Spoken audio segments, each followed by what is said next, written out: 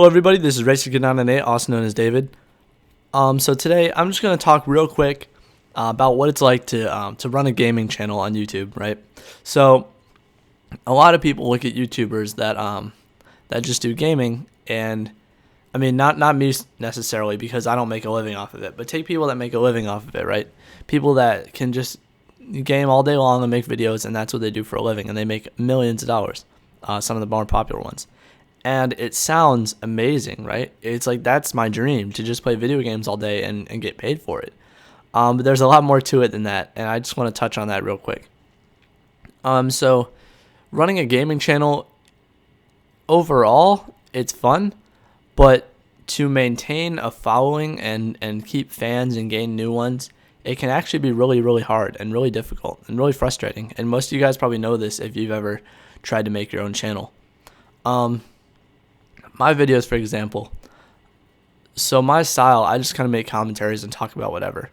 And every once in a while, I'll make non-commentaries, montages, funny videos, whatever.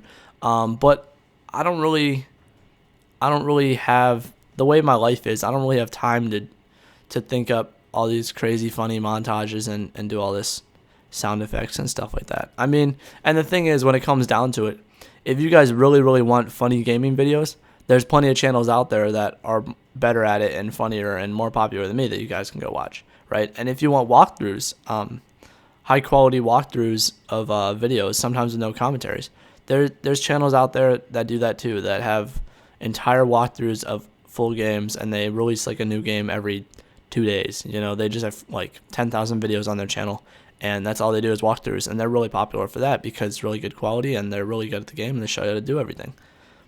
Now I'm not really, I mean, I'm a funny person, but when it comes to making videos, I'm not very funny. I'm more of just like to express my ideas and opinions on things. And when it comes to walkthroughs, I myself am usually the kind of guy that's looking up walkthroughs for games, because I don't know, I'm just not like awesome at gaming. I'm just not the best. And a lot of times when it comes to puzzles or something like that in the game, I'm always the one that needs to look up help for it rather than be the guy that knows how to do it. So it's like, then you got to figure out, okay, well, there's always going to be someone funnier than you. There's always going to be someone better at gaming than you. So what are you going to make your videos about? And that's kind of what I struggle with all the time. So sometimes I do Let's Plays, I do live commentaries, I try to make funny videos. I do walkthroughs, stuff like that. I mean, I still do it. I don't like not do it because I know there's people that are better at it than me out there. That's not what I'm trying to say. But you got to kind of find your own thing to do. So mine, I just kind of like to make commentaries and just talk about whatever crosses my mind, right? But this can be hard sometimes because you guys have probably heard of the term writer's block. This is the thing that writers and columnists and people that have to release a new written opinion or a new written article or whatever every day, every week, something like that. So when you have to sit down and you have to write, and because you can't just write whenever you feel like it because it's your job. It's your job to release things often. So you sit down and you have to write about something, right? You got a paper that's coming out in a week and you got to get an article out for it. And you don't know what to write about.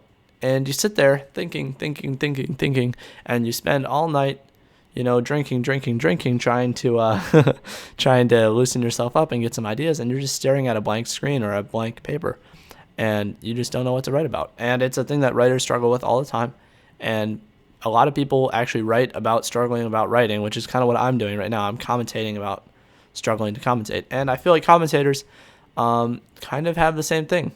Because if I just wanted to do Let's Plays all day, I'd have an endless source of content. I mean, I would just be playing a game and talking and making jokes about what's going on in the game, and then I'd upload the video, and that's great. But that's not really, I don't know, it's not really my style. Like, I do that sometimes, but I'm more about commentaries and just kind of, I don't know, it's a good way for me to just talk through things and share my ideas, and I love it when I see people comment that kind of feel the same way about things, and sometimes it's just my opinion. Sometimes it's me trying to educate people. I don't know, whatever. But yeah, I'd say that commentators have the same thing. I don't know what I would call it. Maybe like commentator block. It's kind of like writer's block, except I don't write down my commentaries before I do them. A lot of people go off of a script. I just kind of freelance or whatever, improv. But yeah, so we definitely experience the the same thing.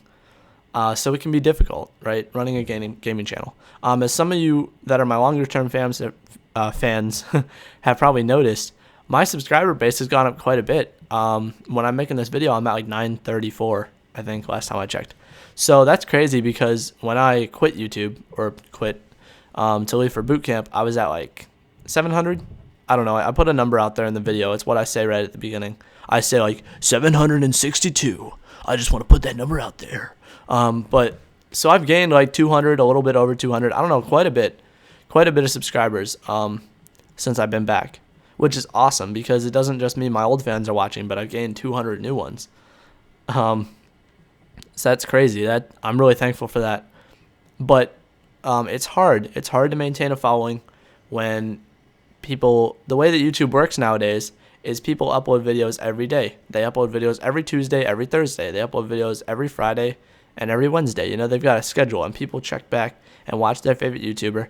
And when there's someone you really like it used to be me with the Yogscast, even though the Yogscast uploads a video every day, every 2 days, and I would check back and watch their videos, it's like when you get off work every day, and then you go to watch them every day, and they don't have a video up, and then they wait 3 days and upload one, it's kind of frustrating as a viewer, you know? It's like, oh man, this is really what I needed after work, was to go watch their daily Minecraft episode. Now it's been 5 days, where's their video, right?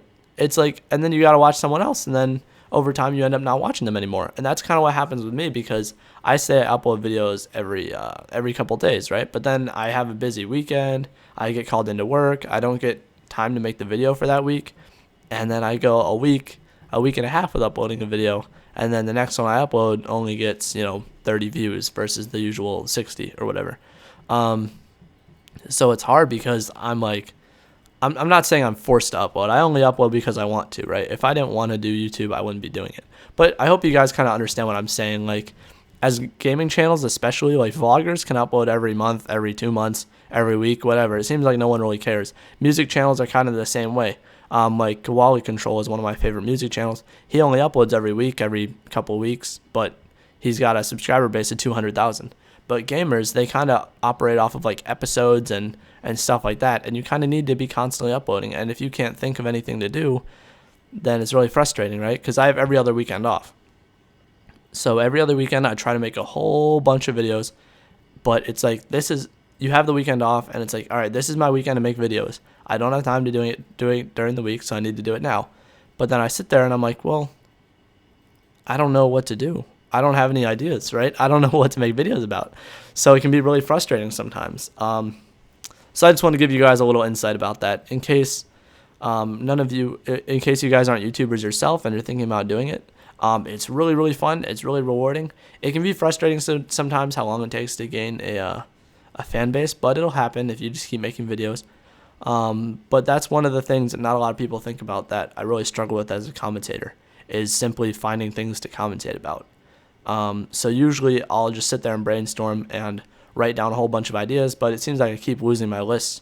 I've got like 3 or 4 lists with like 20 commentary ideas each, and I could just make videos all day, but I lost all my list, and now I can't think of anything to do. So that's just a problem I struggle with every once in a while. So let me know down in the comments, you guys, if you guys can relate to this at all, or if you have any other ideas of like any other struggles someone could go through as a gaming YouTuber. Just kind of add to it down in the comments. But yeah, guys, it's all for today, and I'll catch you in the next video. All right.